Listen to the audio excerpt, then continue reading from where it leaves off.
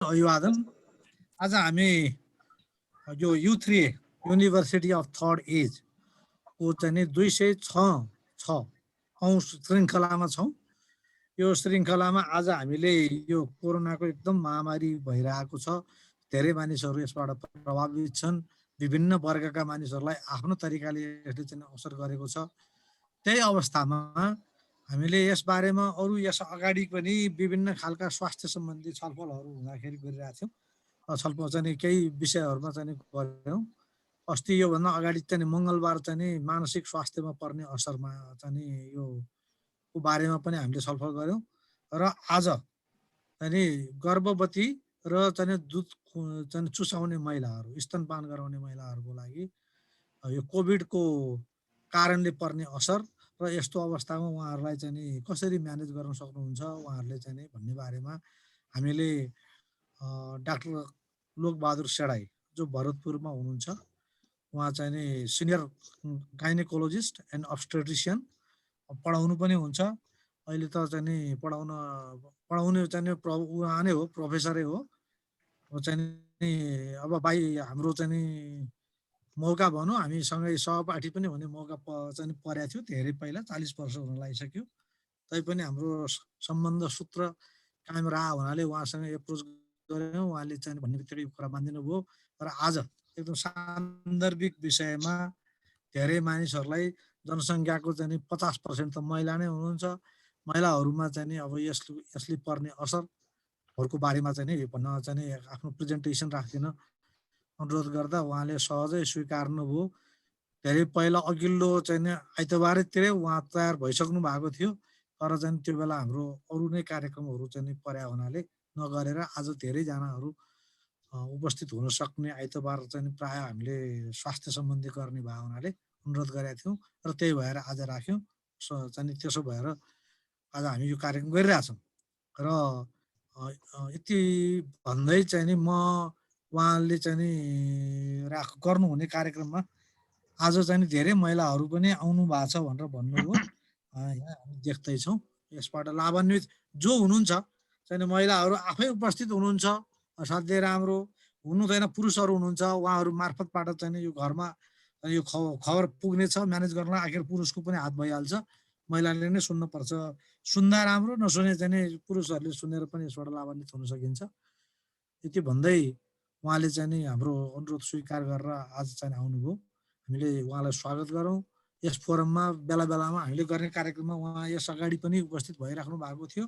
त्यसकारण U3 को बारेमा जानकार नै हुनुहुन्छ होला। U3 भनेको हाम्रो यो forum university of third age, अलि पाको उमेरका मानिसहरूले पनि सिक्ने क्रम चाहिँ नि कायम नै रहन्छ।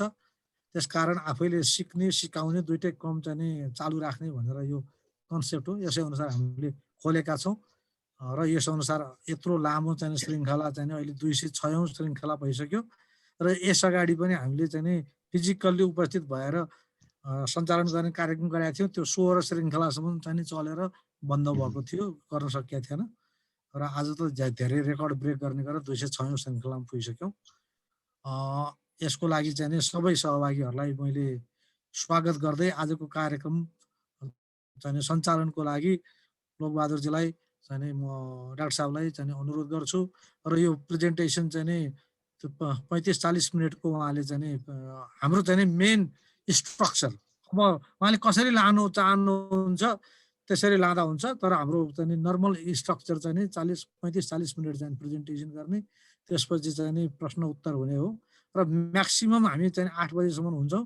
त्योभन्दा अगाडि नै सक्यौँ भने हामीले चाहिँ चाँडै पनि छोड्न सक्छौँ र 8 बजे हामीले सक्नुपर्ने हुन्छ। त्यही अनुसार यहाँहरू जसको केही प्रश्नहरू छ भने हात उठाएर अथवा चाहिँ लेखेर राखिदिनु होला उहाँको चाहिँ प्रस्तुतिपछि भन्दै मैले चाहिँ नि यो सेसन चाहिँ नि हस्तान्तरण गर्छु डाक्टर साहबलाई। नमस्कार। धन्यवाद ध्रुवजी। मेरो आवाज सुनिया छ? आवाज पुग्छ? साउन्ड पुग्छ है? धन्यवाद ध्रुवजी। र आज यो फोरममा चाहिँ हाम्रो ध्रुवजीले चाहिँ नि सहजीकरण गरिदिनु भएर मलाई केही शब्द सेयर गर्ने मेरो आफ्नो विशेषज्ञको हिसाबले केही कुराहरू चाहिँ अहिलेको करेन्ट सिचुएसनमा जुन चलिरहेको छ त्यसको विषयमा केही कुराहरू चाहिँ सेयर गर्ने मौका पाएकोमा यहाँहरूलाई धन्यवाद दिन चाहन्छु। गुड इभिनिङ, स्वागतम सबैजनालाई। र आजको प्रेजेन्टेसन सुरु गर्नुभन्दा अगाडि म आफ्नै विषयमा केही भनिहालौँ। मैले यो एकछिन है, डक्टर सेनाई, म चाहिँ नि चितवन बेस्ट प्र्याक्टिस हो र म चाहिँ नि पहिला नेपाल सरकारको सिनियर कन्सल्टेन्ट गाइनेकोलोजिस्टबाट रिटायरमेन्ट लिएर अनि चितवन मेडिकल कलेजको सेयर होल्डर हामीले चाहिँ नि सुरु गऱ्यौँ र 10 वर्षदेखि मैले as a professor Chitwan medical कलेजमा डिपार्टमेन्ट हेड गाइनेप्सको बसेर अनि अहिले चाहिँ नि हाललाई लङ लिभमा नारायणी सामुदायिक हस्पिटलमा प्राइभेट कन्सल्टेन्टको रूपमा काम गरिरहेको छु। यति म चितवन चिकित्सक सङ्घको अध्यक्ष पनि हो हाललाई। र यति आफ्नो विषयमा भने र अब यो सुरु गर्छु। यो अहिलेको महामारी पेन्डेमिक, कोभिडको पेन्डेमिक जुन चलिरहेछ, यसको effect to the pregnant woman special यो स्पेसलाइज्ड विषय हो। जेनरल कुरा त हामी सबैले थाहा पाइरहेको हुन्छौँ, पत्र पत्रिका सारा भनिरहेको हुन्छ, सबैले बुझिरहेको हुन्छ। अहिले करेन्ट सिचुएसन हुनाले, करेन्ट इस्यु हुनाले सबैले बुझिरहेको हुन्छ। र यसको इफेक्ट के हो त, specialised effect specially pregnant woman र चाइल्ड बर्थ जुन न्युबर्न बेबी हुन्छ त्यसमा के इफेक्ट हुन्छ भन्ने कुरा अलिकति बुझिराख्नु जरुरी हुन्छ। किनभने यो एकदमै स्पेसलाइज सब्जेक्ट भएको हुनाले स्टडीहरू कम छन्। अब यो पनि बुझ्नुपर्छ, किनभने सर्ट पिरियड छ, एक वर्ष प्लस चान्चुन मात्रै भइरहेको छ। यो भाइरस आएको वुहानबाट सुरु भयो, हामी सबैलाई थाहा छ। चाइनाको वुहानबाट चाहिँ सुरु भयो अक्टोबर 19, 2019 मा। त्यस कारणले यसलाई कोरोना भाइरस डिजिज 19 भनेर कोभिड-19 भनेर नामाकरण गरिएको छ। र यो चाहिँ नि हाल अहिले आएर नेपालमा चाहिँ नि सेकेन्ड वेभ चलिरहेछ। झन्डै 5 वटा जति वेभ आउँछ भनिन्छ यो चाहिँ नि। त्यसकारण यो तुरुन्तै जाने भाइरस होइन। यो चाहिँ आउने जाने भइरहन्छ नयाँ भाइरस हुनाले। जबसम्म शरीरमा हर्ड इम्युनिटी सबै कम्युनिटीको मान्छेलाई कि भ्याक्सिन पाउनु पर्यो कि चाहिँ सबै इन्फेक्टेड हुनु पर्यो, त्यसपछि मात्रै भ्याक्सिन आएपछि बल्ल सुरक्षित हुन्छौँ हामी। र अहिलेलाई केही समय चाहिँ हामीले योसँग लडि नै रहनु परेको छ। नयाँ भाइरस नोबल भाइरस भनिन्थ्यो पहिला, अब चाहिँ नोबल गइसक्यो, 1 वर्षभन्दा चान्चुन बढी भइसक्यो। केही रिसर्चहरू पनि भएको छन्, धेरै रिसर्चहरू भइसक्यो, धेरै कुराहरू थाहा भइसक्यो अहिले त। त्यसकारण योबाट कसरी बच्ने सकिन्छ, अब भोलिको दिनमा के हुन्छ। भ्याक्सिन चाहिँ धमाधम विश्वभरि नै प्रोडक्सन भइरहेको छ। भ्याक्सिन नै हो सबभन्दा ठुलो कुरा चाहिँ यसबाट बच्ने। कि चाहिँ होल कम्युनिटी कमसेकम 2/3 भनिन्छ, झन्डै 65-70% मान्छे इन्फेक्टेड भइसकेपछि चाहिँ नि एक किसिमको कम्युनिटी इम्युनिटी आउँछ, नेचुरल इम्युनिटी भन्छ त्यसलाई। नेचुरल इम्युनिटी आइसकेपछि त्योबाट बचिन्छ। पछि गएर चाहिँ यो सामान्य रुगाखोकी जस्तै हुन्छ। हामी अहिले जुन सामान्य भाइरल फ्लू हुन्छ नि, हामी सिजनल चल्ने त्यस्तै हुन्छ पछि गएर, र भाइरस चाहिँ रहिरहन्छ यो। किनभने सार्स-कोभ यो चाहिँ नि फ्यामिलीको भाइरस हो। वर्ल्ड वाइड एफेक्सन भइरहेछ। नेपालमा चाहिँ सेकेन्ड पिक चलिरहेछ। यो अहिले आएर चाहिँ नि पहिलाको जुन भाइरस थियो त्योभन्दा अलिकति म्युटेसन छ यसमा चाहिँ। भाइरसहरू के हुन्छ भने यसले आफ्नो चाहिँ रूप परिवर्तन गरिरहन्छ। यसले चाहिँ नि अब समयअनुसार चाहिँ रूप परिवर्तन गर्छ। अलिकति रूप परिवर्तन अहिले यो इन्डियन जुन स्ट्रेन आएको छ, डबल म्युटेन्ट स्ट्रेन छ, यो चाहिँ अलि हाइली इन्फेक्सियस भनिन्छ। र हामीले हेर्दाखेरि अहिले जुन कहर चलिरहेको छ, अहिलेको मोर्टालिटी पनि बढी छ। कतिपय मान्छेहरू, यङ मान्छेहरू पनि मरिरहेका छन्। त्यो हामीले दिनदिनै समाचार सुनेका छौँ, देखेका छौँ। हामीले आफन्त पनि गुमाएका छौँ कतिजनाले। यसको चाहिँ फ्याटालिटी रेट चाहिँ हाई छ अहिले। इन्फेक्सियसनेस बढी छ। एउटाबाट अर्कोमा सर्ने इन्फेक्सियसनेस एकदमै हाई छ अहिलेको यो म्युटेन्ट स्ट्रेन हुनाले। र यस अहिले पहिलो लहरमा चाहिँ हामीले झन्डै लेस देन 0.5% मोर्टालिटी थियो भने अहिले चाहिँ लगभग 1% मोर्टालिटीमा पुगिसकेको छ। 0.9% प्लसमा चाहिँ पुगिसकेको छ। भन्नाले मोर्टालिटी रेट, मान्छे मर्ने रेट पनि बढी छ। यङ्गस्टरमा पहिला मर्ने चाहिँ नि ओल्ड एजका एकदम फ्रजाइल मान्छेहरू, क्रोनिक डिजिजहरू भएको जस्तो चाहिँ नि हार्ट डिजिज भएको, किडनी फेलियर भएको, एकदम इम्युनिटी लेभल लो भएको मान्छेहरू चाहिँ मरिरहेको थियो भने अहिले यङ मान्छेहरू पनि मरिरहेको छ। किनभने इन्फेक्सियस रेट चाहिँ एकदमै हाई छ, यो हाइली फ्याटल छ। त्यस कारणले यसबाट जोगिनु असाध्यै जरुरी छ। सबैजना कन्सियस हुनुपर्छ। जेनरल कुराहरू त यसको जेनरल कुराहरू त हामीले सबै थाहा पाइसकेका छौँ।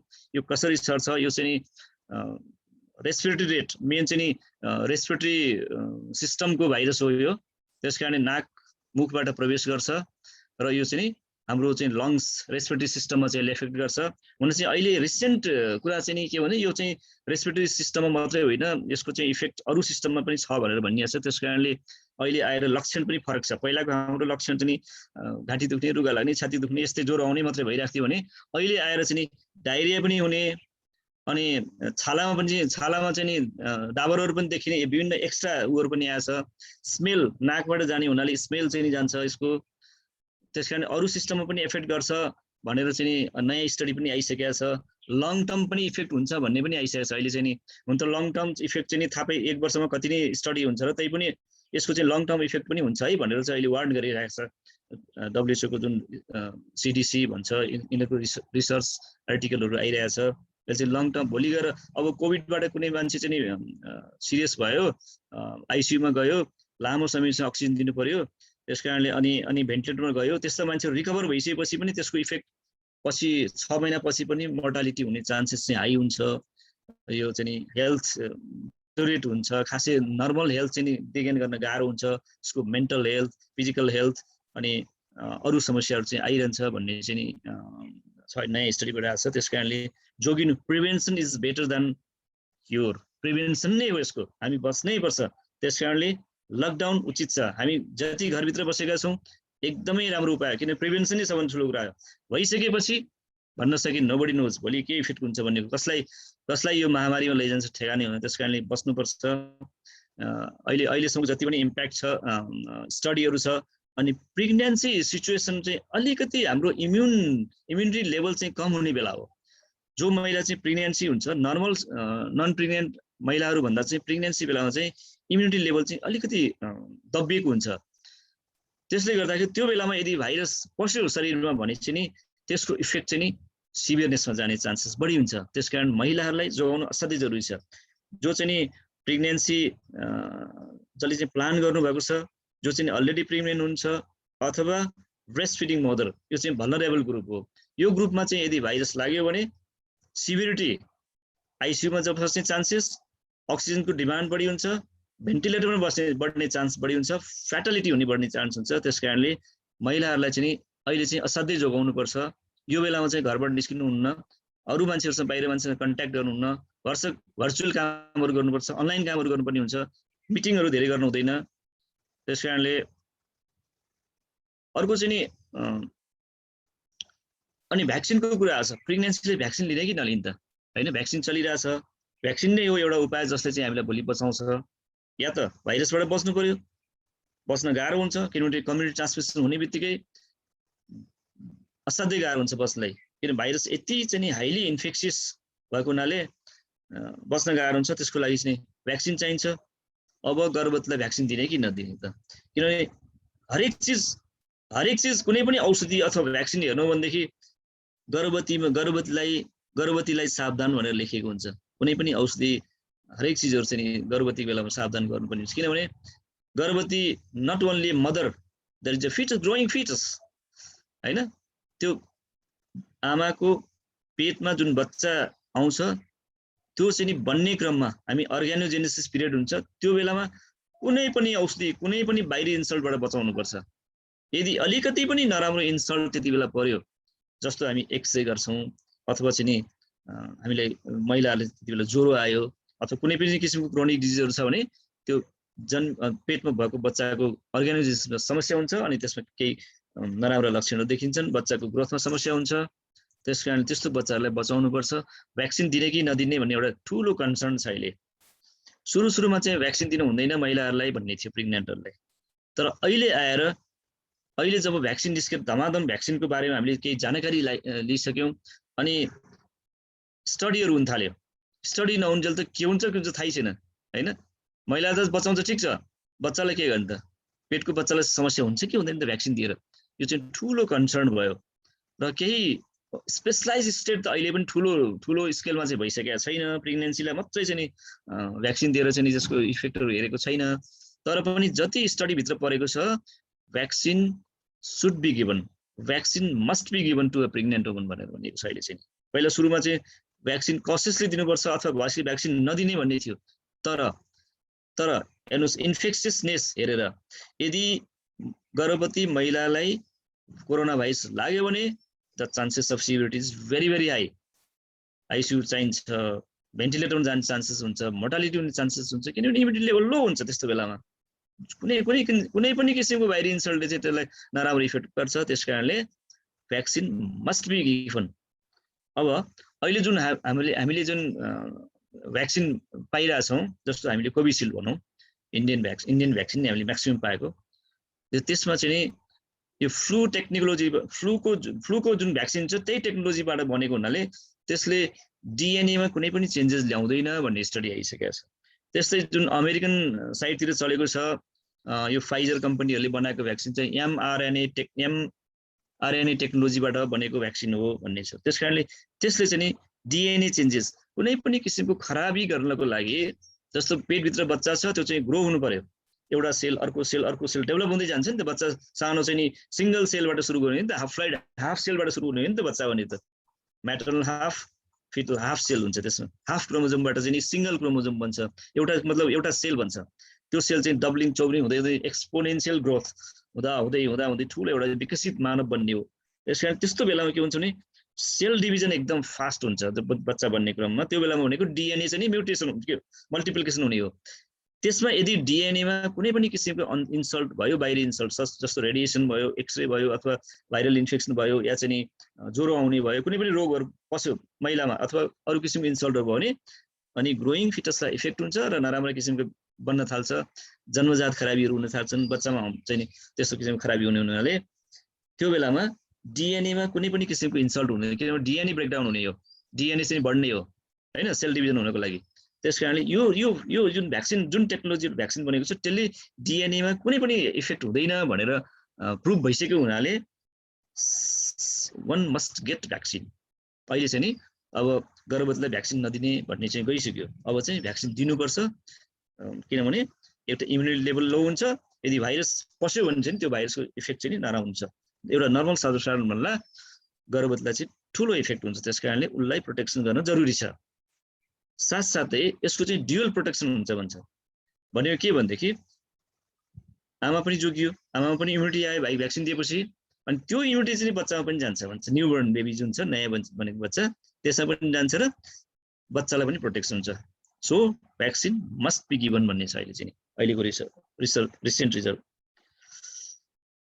ओके, मैले अलिकति जनरली भने रिस्क सिभिरिटी चाहिँ एकदम हाई हुन्छ, डेथ हुने चान्सेस बढी हुन्छ, यो कुरा बुझिराख्नुपर्छ। प्रिभेन्सनमा असाध्यै लाग्नुपर्ने हुन्छ। प्रिभेन्ट कन्ट्याक्टेड कोभिड-19 मोर लाइकली टु रेस्पिरेटरी कम्प्लिकेसन्सहरू बढी हुन्छ हैन, रेस्पिरेटरी फेलियर हुने चान्सेसहरू बढी हुन्छ। किनभने एउटा चाहिँ मेनली रेस्पिरेटरी डिजिज हुनाले, रेस्पिरेटरी सिस्टममै इफेक्ट गर्ने हुनाले छाती दुख्ने, स्यास्या हुने, अक्सिजनको लेभल एकदम हाई फ्लो अक्सिजन चाहिरहेको छ अहिले चाहिँ रेस्पिरेटरी फेलियर हुने चान्सेस बढी हुन्छ। आइसियुमा र भेन्टिलेटर र स्पेसल्ली अदर प्रेग्नेन्सी पनि हाई रिस्क प्रेग्नेन्सीहरू छ, जस्तो प्रेग्नेन्ट मदर छ उसलाई डायबिटिज पनि छ, अथवा प्रेग्नेन्ट मदरलाई हाइपरटेन्सन छ, अथवा किडनी डिजिज छ, अथवा प्रिक्लाम्सिया भन्छौँ हामी चाहिँ प्रेसर बढ्ने, त्यो स्पेसली ड्युरिङ प्रेग्नेन्सी, त्यस्तो कन्डिसन, मेडिकल कन्डिसनहरू भयो।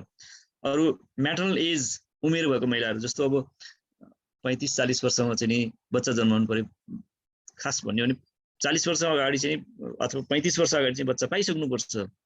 पहिलो बच्चा चाहिँ अझ नर्मली चाहिँ 30 वर्षभन्दा अगाडि पाउनु भन्छ यदि आइडियल सिचुएसन जाने हो भने।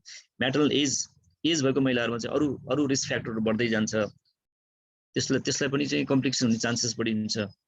अर्को चाहिँ नि ओबेज, बडी मास इन्डेक्स हैन, एकदम धेरै चाहिँ नि मोटा महिलाहरूमा पनि कम्प्लिकेसन हुने चान्सेसहरू बढी हुन्छ। त्यस कारण त्यसमा पनि बढी होसियारी हुनुपर्छ। रिसर्चले के भन्छ भने कोभिड-19 यस्तो महिलाहरूमा चाहिँ नि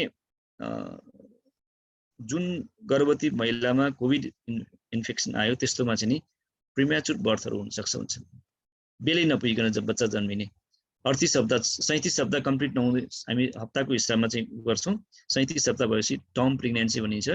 त्यो बेलामा जन्मिए 37 हप्तापछि जन्मेपछि त्यो चाहिँ फुल म्याच्योर बेबी हुन्छ। अर्को चाहिँ नि वेट पनि राम्रो हुन्छ र कुनै किसिमको बाहिरी इन्सल्टले खराब गर्दैन, जन्मिएपछि स्वस्थ हुन्छ, चिच्याउँछ, कराउँछ, रुन्छ, आमाको दुध खान्छ, नर्मल हुन्छ। तर जो बच्चा चाहिँ नि अगाडि जन्मिएको छ, समयभन्दा अगाडि जन्मिने बच्चाहरू एक त तौल कम हुन्छ, प्रिम्याचुर हुन्छ, किन उसको लङ्स डेभलपमेन्ट राम्रो भइसकेको हुँदैन। त्यस्तोलाई चाहिँ एनआइसियुमा राख्ने एनआइसियु फेसिलिटी चाहिँ बढी युटिलाइज हुन्छ। जो बच्चा चाहिँ पहिला जन्मिन्छ, कमजोर बच्चा जन्मिन्छ, कम तौलको बच्चा जन्मिन्छ, त्यसलाई चाहिँ एनआइसियु फेसिलिटी चाहिन्छ। अनि एनआइसियु भनेको असाध्यै हाइली कस्टली चिज हो, एकदमै धेरै खर्च हुन्छ, अक्सिजन खर्च हुन्छ, भेन्टिलेसन खर्च हुन्छ, अनि त्यो चाहिँ this is the burden to the community. जति चाहिँ प्रिमेच्योर बच्चा जन्म त्यो त खर्च भयो नि त होइन, तब हामीले कमाएको पैसा त्यसैमा जाने हो नि त, फ्यामिली बर्डन भयो नि त। त्यो त जति पैसा कमाउँछौँ लाखौँ खर्च हुन्छ एउटा बच्चा बचाउनलाई भने त्यो एक्स्ट्रा बर्डन भयो। त्यस कारणले प्रिमेच्योर बर्थ हुने चान्सेस बढी हुनाले त्यो पनि एउटा रिस्क फ्याक्टरमा आयो। अर्को मोर्टालिटी पनि बढिहाल्छ है, त्यस्तो बच्चा त सबै बाँच्छन् भन्ने छैन, कम तौल भएका कम उमेरको जन्मेको बच्चा त मर्छन् पनि, खर्च पनि हुन्छ, बच्चा पनि मर्छ। हाम्रो फ्यामिली चाहिँ नि डिस्टर्बेन्स पनि भयो, इकोनोमिक डिस्टर्बेन्स भयो, मेन्टल डिस्टर्बेन्स भयो, हेल्थ डिस्टर्बेन्स भयो, धेरै कुराहरू हुन्छ, यसरी इम्प्याक्ट हुन्छ त्यस्तो चाहिँ नि अवस्थामा। त्यस कारणले त्यो कुराहरू पनि विचार गर्नुपर्ने हुन्छ। सो अबको स्थितिमा अहिले जस्तो अब हामी लकडाउनको स्थितिमा छौँ, यस्तो अवस्थामा के गर्नु त? गर्भवती महिलालाई आयो, उसलाई चाहिँ सबभन्दा पहिला त प्रिभेन्सन गर्नु पर्यो। सकिएन होइन, कहिलेकाहीँ कन्ट्याक्ट हुनसक्छ वल्लो पल्लो घरबाट, एउटै घरमा चाहिँ अब म बाहिर काम गर्छु, मेरो परिवार सबै चाहिँ सुरक्षित हुन्छ भन्ने छैन, मसँग आउन सक्छ, मबाट सर्न सक्छ, म क्यारियरको काम गर्न सक्छु। त्यस्तो अवस्थामा चाहिँ यदि सिम्पटम आयो भने चाहिँ नि त्यस्तो महिलालाई आइसोलेट गर्नु पर्यो, सेपरेट राख्नु पर्यो, एउटा सेपरेट रुममा। आइहाल्यो, आउन सक्छ, आउँदैन भन्ने छैन, 100% हामीले जोगाउन सक्छौँ भन्ने छैन, आइहाल्यो भने उसलाई सेपरेट रुममा राख्ने र आफ्नो डाक्टरलाई चाहिँ कन्ट्याक्ट गर्नुपर्छ। डाक्टरको कन्ट्याक्टमा जहिले पनि रहनुपर्छ। एकजना अब जस्तो एउटा गर्भवती महिलाको आफ्नो देखाउने एउटा अब्स्टेट्रियन गाइनोकोलोजिस्ट हुन्छ, उसलाई चाहिँ कन्ट्याक्टमा उसको फोन नम्बर राख्नु पर्यो, आफ्नो भएका सिम्पटमहरू बताउनु पर्यो र बेला बेला चाहिँ कन्सल्ट अनलाइन कन्सल्ट गर्न सकिन्छ। लकडाउनको बेला त बाहिर निस्केर ओपिडीमा जान सकिँदैन, जचाउन सकिँदैन, गाह्रो हुन्छ। त्यस्तो अब चाहिँ अनलाइन कन्ट्याक्ट गर्न सकिन्छ र आफूलाई आइसोलेट गर्ने, घरमा पनि अरू अरू अरू अरू मान्छेको सम्पर्क नराख्ने, टाढा बस्ने, दूरी बस्ने, सेपरेट कोठामा राख्ने, सेपरेट भाँडा प्रयोग गर्ने, सेपरेट टोयलेट प्रयोग गर्ने होइन। अरू आफन्तहरूसँग कुरा गर्दाखेरि चाहिँ मास्क प्रयोग गर्ने, दूरी कायम गर्ने, यो कुरा चाहिँ बेला बेला हात धुने, कपडाहरू सबै बेला बेला चेन्ज गर्ने, ओछ्यानको बेड तनाहरू चेन्ज गर्ने, यो सब गरेर आइसोलेट गरेर राख्नुपर्छ र सिम्पटम्सहरू याद गर्नुपर्छ, suitable symptoms of the possible. अनि आफूलाई के भएछ अनलाइन कन्सल्ट गर्नलाई के छ, आफ्नो सिम्पटमहरू आफूलाई के समस्या छ त्यो पोइन्ट टिपेर राख्ने, अनलाइन कन्सल्ट गर्ने। अब यदि सिम्पटमहरू आयो, सिम्पटोमेटिक भयो होइन, 2/3 अफ द केसेस चाहिँ एसिम्पटोमेटिक हुन्छ। 3 भागमा 2 भाग चाहिँ एसिम्पटोमेटिक, कुनै पनि सिम्पटम नआएको भाइरस पसेर पनि बिना सिम्पटम चाहिँ जान सक्छ, नन एसिम्पटोमेटिक हुनसक्छ, अथवा माइल्ड सिम्पटम्सहरू हुनसक्छ होइन। माइल्ड, मोडरेट, सिभियर, ड्रेडेड सिम्पटमहरू कम्प्लिकेसन्समा जान सक्छ, विभिन्न स्टेज हुन्छ यसको भाइरसको पनि। माइल्ड सिम्पटम्स हुने खासै जरुरी, खासै डराउनु पर्दैन, किनभने धेरै जसो केसहरू चाहिँ एसिम्पटोमेटिक अथवा माइल्ड सिम्पटम भएर जान्छ। सबैलाई कम्प्लिकेसन हुने होइन, तर जो कम्प्लिकेसन हुन्छ, हाई रिस्कलाई बढी कम्प्लिकेसन हुन्छ, त्यस्तोले अलिक बढी होसियारी हुनु पर्यो। र प्लेन्टी अफ फ्रुट्सहरू, मनतातो पानीहरू, चिसो फ्रिजको चिजहरू नखाने, सबैले कुरा जेनरल कुराहरू यी सबै, फ्रिजको चिसो नखाने, कोक फेन्टा जस्ता चिजहरू नखाने, न्युट्रिसियस डाइटमै ध्यान दिनुपर्छ, पोसिलो खानेकुरा खाने, सागसब्जी, फलफुल, गेडागुडी, अन्डा, दुध यस्ता चिजहरू चाहिँ खाने, तातो पानीहरू बढी, मनतातो पानी बढी प्रयोग गर्ने, चिसो फ्रिजको चिजहरू नखाने र सामान्य जिउ दुख्यो, टाउको दुख्यो भने प्यारासिटामोल सेफ औषधि, प्रेग्नेन्सी पनि दिन सकिन्छ। प्यारासिटामोल 6 आवरली अथवा दिनको 3 पटक खान सकिन्छ, रिकमेन्डेड औषधि नै हो। टाउको दुखे पनि खान मिल्छ, जिउ दुखे पनि खान मिल्छ, छाती दुखे पनि खान मिल्छ, ज्वरो आए पनि खान मिल्छ, प्यारासिटामोल खान सकिन्छ सेफली। अर्को चाहिँ तातो पानीको बाफ लिने। अरू अननेसेसरी मेडिसिनहरू, एकदमै धेरै खोकी छ, इरिटेटिङ कफ छ भने चाहिँ नि सिम्पली लिभोसेट्रिनहरू, एन्टी एलर्जिक ट्याब्लेटहरू सिम्पली लिन सकिन्छ, 2-3 दिन 4 दिनलाई लिएर केही पर्न। अरू धेरै अनावश्यक एन्टिबायोटिकहरूको प्रयोग नगर्ने, प्रेग्नेन्सीमा यसै पनि एन्टिबायोटिक अननेसेसरी ड्रग्सहरूको चाहिँ सकभर एभोइड गर्नुपर्ने हुन्छ। र एकदमै सिम्पटमहरू बढ्न थाल्यो, जस्तो चाहिँ नि घरमा सिम्पल एउटा मनिटर, पल्स अक्सिमिटर राखेर चाहिँ मनिटर गर्न सकिन्छ, अक्सिजन सेचुरेसन हेर्नुपर्छ, टेम्परेचर ज्वरो हेर्नको लागि थर्मोमिटर राख्न सकिन्छ। त्यसबाट कन्टिन्यू ज्वरो आयो, लामो समयसम्म ज्वरो आइराख्यो भने पनि अरू कम्प्लिकेसन, सेकेन्डरी इन्फेक्सन कम्प्लिकेसन्स भयो कि, किनभने भाइरस इन्फेक्सन हुँदैमा त्यो मात्रै हुन्छ भन्ने छैन, त्यसको यदि इम्युनिटी लेभल चाहिँ कम छ भनेदेखि अर्को इन्फेक्सन फेरि आउँछ र सेकेन्डरी ब्याक्टेरियल इन्फेक्सन पनि हुन्छ। पाकेको कफ आउन थाल्यो, छाती दुख्न थाल्यो, ज्वरो कन्टिन्यू भइराख्यो भने एन्टिबायोटिक चाहिन सक्छ, त्यो आफ्नो डाक्टरले चाहिँ कन्सल्ट गरेर एन्टिबायोटिक प्रयोग गर्न सकिन्छ। यदि पल्स अक्सिमिटर पनि अक्सिजन लेभल घट्न थाल्यो, 92 भन्दा कम आयो, छाती दुख्ने भयो, स्यास्या भयो, सास फेर्न गाह्रो भयो नि त्यस्तो बेलामा चाहिँ तुरुन्तै हस्पिटलाइज गर्नुपर्ने हुन्छ, कन्सल्ट गरेर हस्पिटलाइज गर्ने, अक्सिजन सपोर्टमा राख्नुपर्ने हुन्छ, अथवा आवश्यक पर्ने स्टेरोइड्स घरमै पनि चलाउन सकिन्छ, डेक्सामिथासोनहरू चलाउन सकिन्छ, त्यो चाहिँ आफ्नो सम्बन्धित डाक्टरसँग कन्सल्ट गरेर त्यसका सर्टेन क्राइटेरियाहरू छन्, सिम्पल ल्याब टेस्ट, डी डाइमरहरू हेर्ने हुन्छ, ल्युकोसाइड न्युट्रोफिल रेसियो हेर्ने हुन्छ, त्यसबाट चाहिँ dexamethasone is the safest and cheapest medicine. धेरै औषधि चाहिन्न यो कोभिडको लागि चाहिँ, कोभिड कम्प्लिकेसन लागि एकदम धेरै औषधि चाहिन्न, सिम्पल डेक्सामिथासोनले लाइफ सेभिङ हुन्छ र अक्सिजन नै हो, सपोर्टिभ थेरापी नै हो, त्यसको कुनै स्पेसिफिक भाइरल एन्टिभाइरल ड्रग छैन, सपोर्टिभ थेरापीबाटै बचाउन सकिन्छ। भेन्टिलेसन पनि त्यही हो, आइसियुमा राख्ने पनि त्यही हो, अक्सिजन सपोर्ट भएन भने अल्टिमेटली भेन्टिलेसन राख्ने हो। जो भेन्टिलेटरमा छ त्यो पेसेन्ट चाहिँ mortality is very very high, त्यस कारण त्यो स्टेजमा चाहिँ जान दिनु हुँदैन। So impact on prenatal care, community efforts to control the spread of virus, जो हामी लकडाउनमा स्थिति छ त्यो चाहिँ एउटा कम्युनिटी इफोर्ट हो, त्यसलाई भाइरसको स्प्रेडलाई कम गर्नको लागि हो, एउटाबाट अर्कोमा ट्रान्समिसन नहोस् भनेर चेन ब्रेकडाउन गर्ने हो। एउटा चेन जति चाहिँ मान्छे ग्रुपमा भयो त्यसबाट रेस्पिरेटरी ट्रान्समिसन हुने हुनाले अहिले आएर त एयरबोर्न ट्रान्समिसन पनि हुन्छ भनेर चाहिँ नयाँ रिसर्चमा आइसकेको छ। त्यो भनेको एउटा ग्रुपमा बस्नु हुँदैन, धेरै नजिकमा बस्नु हुँदैन, सबैजना ग्रुपमा बसेर जस्तो अब रेस्टुरेन्टमा बस्ने अथवा कुनै कन्फरेन्सहरूमा बस्ने ग्रुपमा बस्नु हुँदैन, धेरै जस्तो अनलाइन काम गर्नुपर्ने हुन्छ, भर्चुअल काम गर्नुपर्ने जस्तो बेलामा त्यो चेन ब्रेकडाउन गर्नुपर्छ, ताकि भाइरस 2 हप्ता म्याक्सिमम 2 हप्तामा चाहिँ सबै सबसाइड भएर जान्छ यदि चेन ब्रेक गर्न सकिएको हुन्छ भने। त्यस कारणले जुन हामी लकडाउन स्थितिमा छौँ, which might affect your access to routine prenatal care, अब यसले चाहिँ नि रुटिन प्रिनेटल केयरलाई चाहिँ एफेक्ट गर्छ नि त होइन। अब हाम्रो डाक्टर र पेसेन्टको बिचमा पनि त चेन ब्रेकडाउन भयो नि, उसले सजिलैसँग डाक्टर भेट्न सक्दैन समस्या पऱ्यो भनेदेखि। त्यस कारण यस्तो बेलामा चाहिँ नि क्वेसनियर तयार गर्ने, अनलाइन कुरा गर्ने, आफ्नो समस्याहरू बताउने, त्यहाँबाट कन्सल्टेसन गर्न सकिन्छ। So virtual prenatal care is an option. जस्तो अवस्थामा भेट्नै पर्ने स्थिति कम्प्लिकेसन चाहिँ आयो भने त भेट्नै पर्यो, जस्तो अवस्थामा पनि एम्बुलेन्समा गएर पनि भेट्नु पर्यो, नभए भर्चुअल अनलाइन अप्सन चाहिँ हुन्छ, भर्चुअल अप्सन हुन्छ। र होम केयर मोनिटरिङ, क्वेसनहरू तयार गर्ने, आफ्नो बिपी मोनिटर गर्ने, घरमा यो सिम्पली अब नजिकमा कोही चाहिँ एउटा सिम्पल नर्सले पनि बिपी मोनिटर गर्न सक्छ, त्यस्तो हेर्ने, अक्सिजन सेचुरेसन आफैले हेर्न सक्छ, टेम्परेचर आफैले हेर्न सकिन्छ होइन, त्यो गर्ने।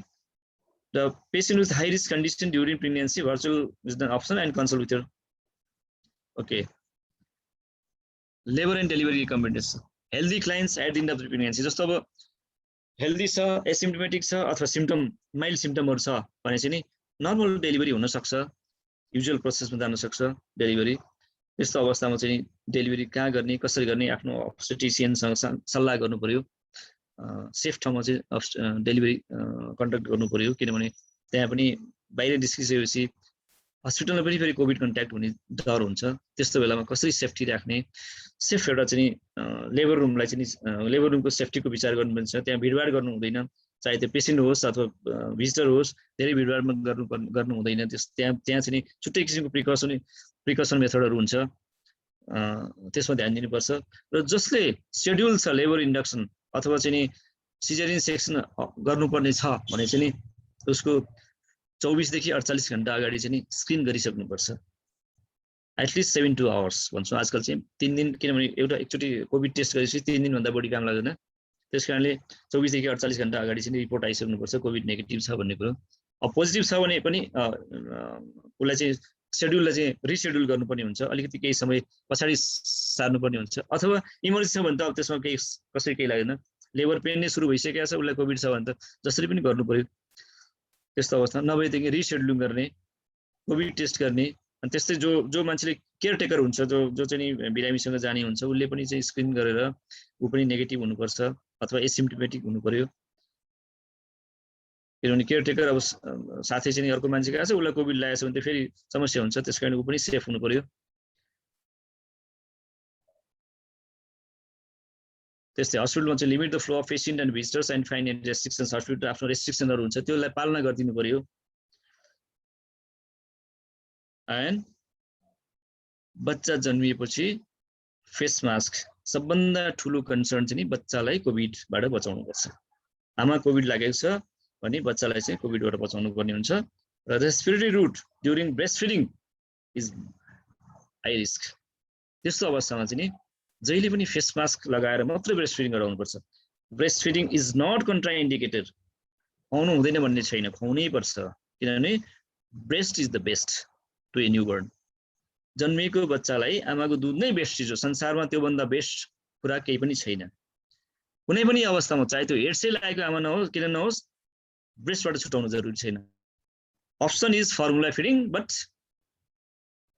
Breast is best. त्यसकारण ब्रेस्ट मिल्क हुनुपर्छ।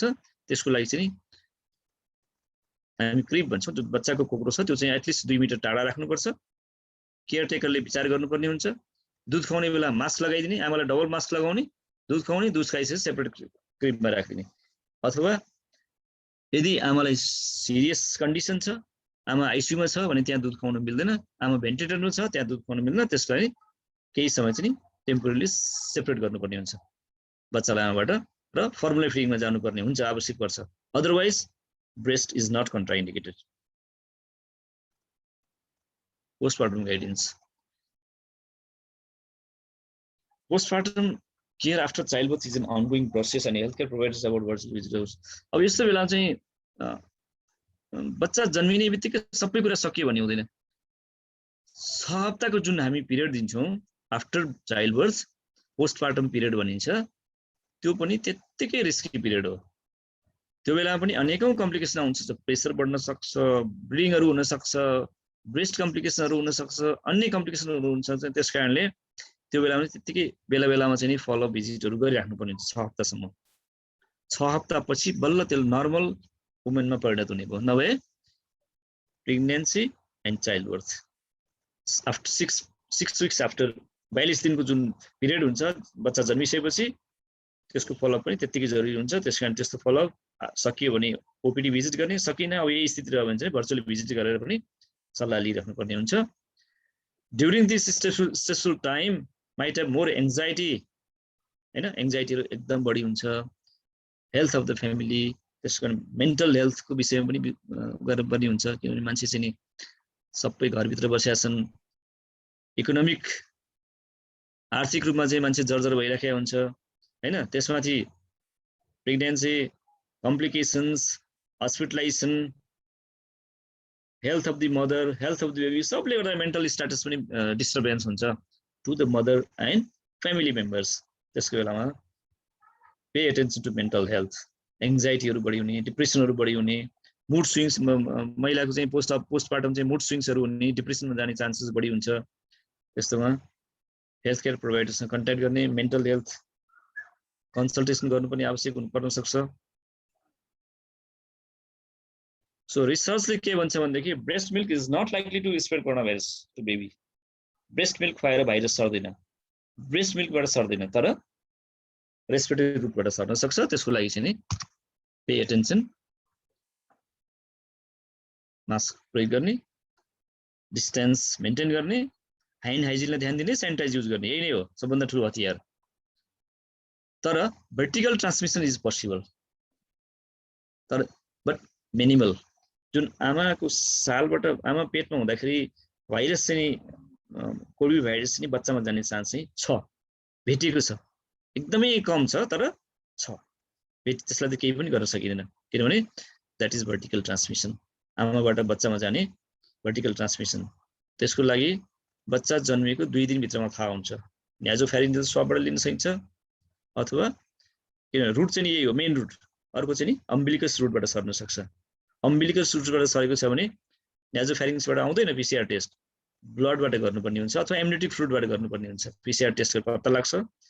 अब न्याजोफ्यारिन्जियल रुट गएको छ भने न्याजोफ्यारिन्ज स्वाबले नै पिसिआर टेस्ट गर्ने, पोजिटिभ आयो बच्चा भने त्यही अनुसार बच्चाको केयर गर्ने, सेपरेट राख्ने, केयर गर्ने, त्यो गर्नुपर्ने हुन्छ। तर chance is there, but risk is very low. Risk चाहिँ एकदम कम छ, लो छ, तर चान्स छ, छैन नो ट्रान्समिसन भन्ने कुरा हुँदैन। Chance is there but minimal. So the great concern is whether infected mother can transmit.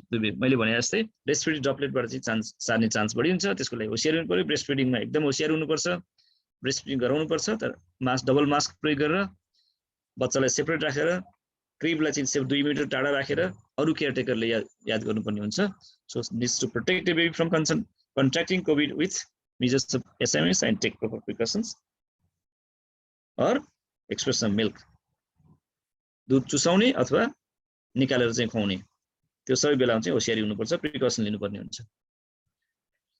Despite of limited data and results of research get a vaccine चाहिँ लगाउनु पर्छ चाहे त्यो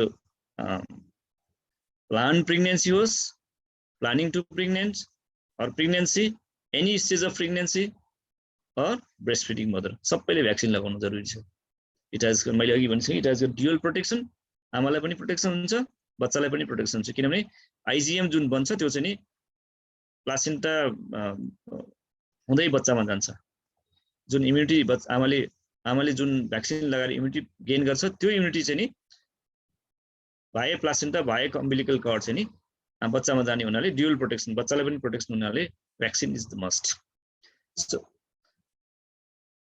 यही कुराहरु सीडीसी जुन अब अमेरिकन स्टडी हो सीबीसी अहिले धेरै स्टडी गर्छ सीडीसी भयो एनएचएस भयो यिनीहरुको स्टडीले भ्याक्सिन सेफ्टी मोनिटरिङ सिस्टम हुन्छ यिनीहरुको यसले चाहिँ नि के भन्छ एमआरएनए कोभिड भ्याक्सिन अथवा हामीले लगाएको फ्लू टेक्नोलोजीबाट बनेको भ्याक्सिन कोभिशिल्ड चाहिँ फ्लू टेक्नोलोजीबाट बनेको यो फाइजरहरुको अमेरिकन टेक्निकमा चाहिँ एमआरएनए यसले चाहिँ डीएनए मा चेन्जेस नगर्ने हुनाले बच्चामा कुनै पनि किसिमको adverse there is no adverse effect at all to the mother and fetus so vaccine is the must भन्छ if there is any concern अब केही त्यस्तो छ भने आफ्नो हेल्थ केयर प्रोवाइडरसँग कुरा गर्नुपर्ने हुन्छ र mRNA do not alter the DNA technology त्यही कुरा भइसक्यो so at the end the recommendation at the end reduce the risk of infection, avoid close contact with anyone sick or has symptoms. Prevention नै गर्नु पर्यो अर्को चाहिँ distance maintain गर्नु पर्यो at least 6 feet distance maintain गर्नु पर्यो face mask प्रयोग गर्नु public at work and limit contact with others as far as possible. Wash your hand often with soap and water. साबुन पानी सबभन्दा बेस्ट 20 सेकेन्डसम्म हात मिचिमिची धुने सबै कुरा जेनरल कुरा सबैलाई थाहा छ र भएन हात धुन पाइएन भने first option is hand washing it's not sanitiser first option is not sanitiser first option is hand wash तर काम गर्ने ठाउँमा भएन तुरुन्तै भएन जस्तो म जस्तो पेशा भएको जसले चाहिँ हरेक चोटी पेशेन्टलाई छुनु पर्ने हुन्छ हरेक चोटी हात धुनु भन्दा सैनिटाइजर युज गरेर छुयो भने मलाई पनि सहिलो भयो छिटो पनि भयो त्यसकारण it depends upon the profession त्यस्तो बेलामा चाहिँ नि ह्यान्ड सैनिटाइजर युज गर्न सकिन्छ नपाएको बेलामा ह्यान्ड सैनिटाइजर युज गर्न सकिन्छ हामी गाडीमा हिँडिरहेका छौँ कहीं टच गर्यो अथवा मार्केटमा चाहिँ केही किन लाग्यो कहीं टच गर्यो ह्यान्ड सैनिटाइजर युज गर्ने त्यो पनि 60% अल्कोहल बेस्ड ह्यान्ड सैनिटाइजर हुनुपर्छ मार्केटमा अनेकौं किसिमको सैनिटाइजर हुन्छ त्यसमा चाहिँ अल्कोहलको पर्सेन्टेज हेर्नुपर्छ किन भाइरसलाई इनएक्टिभेसन गर्नु पर्यो नि so focus on taking care of yourself and baby and consider to share moments with friends and relatives अब बच्चा जन्मियो भनेर चाहिँ पार्टी गर्नु भएन यस्तो बेलामा चाहिँ नि भाइ फोन अथवा चाहिँ भिडियोजबाट अनलाइनबाट फोटो देखाइदिने शेयरिङ गर्ने चाहिँ मोमेन्ट शेयरिङ गर्ने ह्याप्पी मोमेन्ट शेयरिङ गर्ने चाहिँ पार्टी गर्नु भएन व्यापारी गर्नु भएन यस्तो बेला चाहिँ बेसरी सरिरहेको छ व्यापारले गर्दाखेरि हैन त्यस्ता किसिमको कन्फरेन्स अथवा मिटिङ्सहरु चाहिँ कम गर्नु पर्यो जेनरल कुराहरु भयो so contact with health care provider to discuss any concerns अब केही छ समस्या छ भने चाहिँ आफ्नो हेल्थ केयर प्रोवाइडर अथवा आफ्नो अब्स्टेट्रिशियनसँग कन्ट्याक्ट गर्नु पर्यो if having trouble of managing stress anxiety postpartum depression एकदमै धेरै हुन्छ यस्तो बेलामा सो मेन्टल हेल्थ काउन्सिलरसँग काउन्सिलिङ गर्नु पर्यो thank you so much in brief I have done this and केही कन्सर्न क्वेरी छ भनेदेखि I will try to manage okay thank you so much धन्यवाद यहाँलाई नमस्कार डाक्टर साहब म बोलेको धेरै कुरा त क्लियर भयो डाक्टर साहब दुईटा कुरा चाहिँ मलाई अलिक सोधौँ के जस्तो हजुर प्लिज प्लिज यस्तो बेलामा नि यो नवजात शिशु र भनौँ न सानो बालबालिकाहरूलाई यो भ्याक्सिन म्यानेजमेन्ट कसरी गर्न सकिन्छ यस्तो छ अहिलेसम्मको उसमा चाहिँ नि 18 वर्षभन्दा माथिकोलाई मात्रै भ्याक्सिन दिने कुरा भएको छ तर अहिले रिसेन्टली अब बच्चालाई पनि भ्याक्सिन चाहिन्छ भन्ने आइसकेको छ हैन डेभलप भइसकेको छैन पहिलो भ्याक्सिन चाहिँ 18 वर्षभन्दा माथि मात्रै थियो हामीले जुन कोभिशिल्ड अथवा अरू भ्याक्सिन लायौं त्यो चाहिँ नि कहीँ पनि छैन अमेरिका युरोपमा पनि बच्चालाई भ्याक्सिन दिएको छैन अहिलेसम्म फ्रन्ट लाइनले मात्रै भ्याक्सिन पाएको छ कहीँ पनि जेनरल पपुलेसन पाइसकेको छैन एज वाइज किन भ्याक्सिन प्रोडक्सन यति लिमिट छ कि पाउने भन्दा चाहिँ नि भ्याक्सिन लिमिट अहिलेसम्म वर्ल्डमै लिमिट छ त्यसकारणले सबैले पाइसकेको छैन र पहिलो रोडमा भ्याक्सिन पाएको त्यो चाहिँ 18 वर्षभन्दा माथिले अहिले जुन भ्याक्सिन तयार भइसकेको छ त्यो चाहिँ बच्चालाई दिन मिल्दैन अब नयाँ भ्याक्सिन बनाउनु पर्छ त्यसको लागि हैन नयाँ मैले भ्याक्सिन भनेको बन्दैछ चाहिँ हाम्रो रेगुलर भ्याक्सिनहरुको कुरा गरे डाक्टर साहब यसमा बच्चालाई दिन मिल्दैन यो चाहिँ 18 वर्षभन्दा माथिकोलाई मात्रै लगाउने भ्याक्सिन हो यो त्यो अर्को भ्याक्सिन नयाँ रेगुलर भ्याक्सिन भन्नुभयो डाक्टर साहब रेगुलर भ्याक्सिनहरु हजुर हजुर जो रेगुलर भ्याक्सिन कपुलहरु हुन्छ अब उहाँहरुको प्लानिङ चाहिँ अब दुईटै भ्याक्सिन लगाएपछि गर्ने हो कि अथवा भ्याक्सिन नलिकन अगाडि भनौं न त्यो जरुरी छैन किनभने भ्याक्सिन चाहिँ सबैले अहिले पाउँछ भन्ने छैन इट टेक्स टाइम हैन भ्याक्सिन चाहिँ इन्कम जति सबैलाई पुग्दैन अहिले जुन जति पनि सप्लाई छ सप्लाई डिमान्ड भन्दा सप्लाई एकदमै धेरै कम छ अहिले सबैले पाउँछ भन्ने छैन भ्याक्सिन नपाई बच्चै पाउँदैन भनेर बस्न अब 4 वर्ष 5 वर्ष लाग्ला त्यो सम्भव छैन त्यसकारणले पाउन मिल्छ खाली प्रिकसन लिनु पर्यो हजुर हस् थ्यांक यू गर्न भन्ने होइन डाक्टर साहब यो चाहिँ स्क्रिन हटाइदिए हुन्छ डाक्टर साहब डाक्टर साहब नमस्कार म रमाकान्त सापकोटा सरले कति चिन्नुहुन्छ मलाई ओ सर मैले चिनिसके अहिले फेस देखिसके मैले यहाँ भरतपुरबाटै बोलिरहेको छु मैले चिनिसके सर डाक्टरसँग धेरै भयो भेटघाट नभएको आज ल साह्रै राम्रो प्रेजेन्टेसन रहेछ डाक्टर साहबलाई राम्रोसँग चिनेको तर प्रेजेन्टेसनबाट आज राम्रोसँग अरु थप चिने खुसी लाग्यो सर एकदम राम्रो प्रेजेन्टेसन छ मेरो छिमेकमा एकजना मेरो घनिष्ठ साथीलाई चाहिँ कोभिड पोजिटिभ छ उहाँले चाहिँ हिजो अस्ति कति एजको हो अनि हजुरले चिन्नुहुन्छ होला उहाँ चाहिँ अरोमा स्कुलको प्रिन्सिपल हो यो प्रिन्सिपल हो मैले सुनेको भन्ने हाम्रो अनि उहाँको चाहिँ अस्ति चाहिँ उहाँको रिपोर्ट सबै घरमै सबै उसलाई एउटा ल्याबको साथीलाई बोलाएर लगेर टेस्ट गराएको चाहिँ त्यो बेला डी डाइमर उहाँको चाहिँ 99 थियो अनि त्यसपछि चाहिँ मैले मेरो छोरासँग पनि सल्लाह गरेँ अनि उनले चाहिँ एकचोटि कार्डियोलोजिस्टसँग पनि सल्लाह गरौँ भन्यो अनि चाहिँ त्यसपछि डाक्टर चाहिँ लौडारीसँग सल्लाह गरेँ अनि चाहिँ फेरि रिपिट गरेर हेरौँ सर अनि त्यो 100बाट माथि गयो भने रगत पातलो बनाउने औषधि गराउनु पर्छ भन्ने खालको कुरा भएको थियो 3 दिन अगाडि अनि आज चाहिँ उसको चाहिँ सबै टेस्ट फेरि रिपिट गराइयो कि अनि मैले डाक्टरसँग चाहिँ अरू सल्लाह नगरिकन हजुर चाहिँ स्क्रिनमा आउने थाहा पाइसकेपछि मैले म यो चाहिँ युथिएको चाहिँ नियमित जस्तै पार्टिसिपेन्ट हो अनि थाहा पाएपछि अब हजुरसँग सल्लाह गरौँला भनेर म अहिले सोध्न ठ्याक्क तयार भएको छु डी डाइमर चाहिँ आज चाहिँ रिपिट गरेर हेर्दा 3 दिन अगाडि 4 दिन अगाडि 99 थियो आज के अरे 0.99 थियो आज 0.73 छ यसको रेन्ज 50 भन्दो रहेछ 50 भन्दा माथि चाहिँ भयो भने इन्स्पेक्सन देखाउँदो रहेछ आज 0.73 छ घटेको छ अस्ति भन्दा आज चाहिँ 26 घट्यो एलडीएस चाहिँ अब 460 सम्मको रेन्ज भनेको थियो 503 भन्छ 503 एलडीएस 503 त्यति स्पेसिफिक होइन यो हजुर एसजीपीटी चाहिँ अब यो 109 छ 109 छ त्यसको मेलमा चाहिँ 40 सम्मको रेन्ज दिया थियो अहिले चाहिँ एसजीपीटी 109 छ हल्का बढेको त्यसले एसजीओटी चाहिँ 38 छ अब यो चाहिँ कति सिग्निफिकेन्ट भयो सीआरपी हेरेको छ हजुर सीआरपी हेरेको छ सीआरपी अरु चाहिँ सबै नर्मल नै देखाउँछ रेन्ज भित्रै ठिकै छ अरु अब सिम्पटम अब यो त ठिकै छ त्यसले खासै त्यति गर्दैन मेन चाहिँ तीनटा कुरा हेर्नुपर्छ डी डाइमर सीआरपी र अनि न्यूट्रोफिल ल्युकोसाइट रेशियो भन्ने हुन्छ हजुर यो तीनटाले डिसाइड गर्नुपर्छ डेक्सामेथासोन अथवा स्टेरोइड थेरापी लिने नलिने भन्ने कुरा अर्को चाहिँ सिम्पटम के छ सास फेर्न गाह्रो हुने चेस्ट पेन अनि पल्स अक्सिमिटरमा चाहिँ 92 भन्दा कम त्यो 94 छ उहाँ चाहिँ त्यो उ चाहिँ अक्सिमिटरमा चाहिँ त्यो अक्सिजन लेभल चाहिँ जहिले पनि चाहिँ 94 भन्दा माथि नै छ ठीक छ त्यो माइल्ड सिम्पटम हो केही फरक पर्दैन सिटामोल प्यारासिटामोल खानै बस्ने केही फरक पर्दैन त्यसकारण चाहिँ अहिले चाहिँ त्यही कन्सल्टेसन गर्न खोजेको अरु ठीक छ सर डाक्टर साहब बडा ठीक छ केही गर्नु पर्दैन सिम्पल होम म्यानेजमेन्ट यो अघि चाहिँ डाक्टर साहबले त भन्नुभयो यो धेरै जसो अब यो एजिथ्रोमाइसिन कि एजिथ्रोमाइसिन खुवाउने चलन छ यो चाहिँ प्रेग्नेन्ट यो प्रेग्नेन्टहरुलाई चाहिँ त्यो चाहिँ चलाउन मिल्ने हो कि मिल्छ यदि आवश्यक परे मिल्छ तर कस्तो हो एन्टिबायोटिकको आफ्नै रोल हुन्छ भाइरल इन्ट्री गर्दैमा एन्टिबायोटिक खानुपर्छ भन्ने छैन हैन त्यसको सर्टेन क्राइटेरिया छ एन्टिबायोटिकले भाइरल रेप्लिकेसन झन् बढाउँछ यदि सुरुमै एन्टिबायोटिक खान थाल्यो भने जस्तो मान्छेले के गर्छ भने अलिअलि सामान्य रुगा अथवा खोकी हुँदैमा एन्टिबायोटिक सुरु गर्यो भने त्यसले भाइरल रेप्लिकेसन झन् बढ्छ भन्ने छ सुरुमा खाने तर सेकेन्डरी इन्फेक्सनको शंका छ भने चाहिँ अनि सुरु गर्ने जस्तो अब फिभर चाहिँ लामो समय आइराख्यो प्यारासिटामोल खाँदा ज्वरो आइराख्यो किनभने युजुअली कस्तो हुन्छ भने भाइरस एन्ट्री गरेको 5 देखि 7 दिनमा सिम्पटम देखिन्छ हजुर एसिम्प्टोमेटिक छ भने देखिन सकिहाल्यो लक्षण देखिएपछि अनि त्यसको अर्को चाहिँ 4-5 दिन चाहिँ नि त्यो लक्षण रहन्छ। त्यसपछि 9 दिनपछि भाइरस नेगेटिभ हुन्छ। अनि बाँकी कम्प्लिकेसन, यदि कम्प्लिकेसन हुने हो भने 9 दिन 10 दिनपछि कम्प्लिकेसन हुने, जस्तो रेस्पिरेटरी फेलरमा जाने, आइसियु जानुपर्ने, अक्सिजन लेभल घट्ने, यो सबै 10-12 दिन पछि हुन्छ अथवा 7-8 दिन पछि सुरु हुन्छ। किन 5 देखि 7 दिन चाहिँ नि त्यसको एउटा पिरियड हुन्छ, त्यो पिरियडमा बल्ल सिम्पटम देखिन्छ। त्यस्तो बेलामा चाहिँ नि अनि सिम्पटममा केयर गर्नुपर्छ। अनि होम मोनिटर, होम आइसोलेसन बस्दाखेरि चाहिँ नि छाती दुख्ने भयो, लेभल घट्ने भयो, स्याचुरेसन घट्यो, अथवा पहिलो कफ चाहिँ पहिलो पाकेको हुन थाल्यो र कन्टिन्यू फिभर आउन थाल्यो, बल्ल अनि एन्टिबायोटिक सुरु गर्नुपर्छ।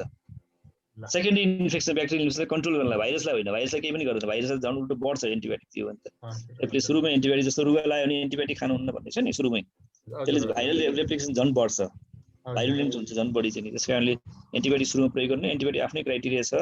कन्टिन्युस ज्वरो आउन थाल्यो, जिउ बढी दुख्ने, छाती बढी दुख्ने, अनि कफमा चाहिँ नि पाकेको खकार आयो अथवा अक्सिजन लेभल घट्न थाल्यो अनि एन्टिबायोटिक, सेकेन्डरी एन्टिबायोटिक सुरु गर्नुपर्ने। ल ठिक छ। ल डाक्टर साहबलाई चाहिँ नेत्र उपाध्याय अनि हाम्रो चाहिँ रामकृष्णहरूले पनि very nice and relevant presentation भन्नुभएको रहेछ। एकदम राम्रो कुराहरू चाहिँ दिवाकर पौडेल सबैले चाहिँ राम्रो चाहिँ कमेन्ट गर्नुभएको छ सरलाई। ल धेरै धन्यवाद सर, बधाई छ सर। म बिदा भएँ। हस् ल रमाकान्त सरलाई धन्यवाद। यहाँ अर्को हाम्रो सुषमा रञ्जितजीले एउटा प्रश्न चाहिँ राख्नु भएको छ, डेलिभरी भएको कति दिनमा आमाले भ्याक्सिन लगाउन मिल्छ भनेर। डेलिभरी भइसकेपछि? हजुर, अब त्यो कोभिडको भ्याक्सिन डेलिभरी भइसकेपछि कति दिन? कुनै छैन, डेलिभरीको यति टाइम भन्ने छैन, जहिले भेटिन्छ तहिले लगाउने।